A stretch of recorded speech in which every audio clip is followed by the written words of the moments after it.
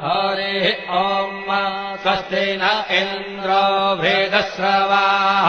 स्वस्ति नः पूषा विश्ववेदाः स्वस्ति नस्तार्क्ष्यो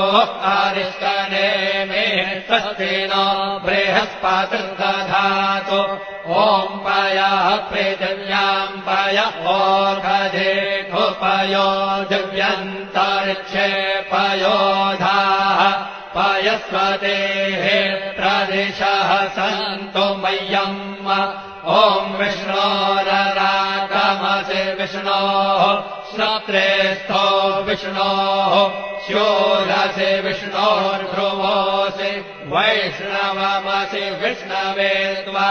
ॐ मरुद्देवता वातो देवता सूर्यो देवता चन्द्रमा देवता वसवो देवता रुद्रा देवता नित्या देवता मरुतो देवता विश्वे देवा देवता बृहस्पतिर्देवतेन्द्रो देवता वरुणो देवता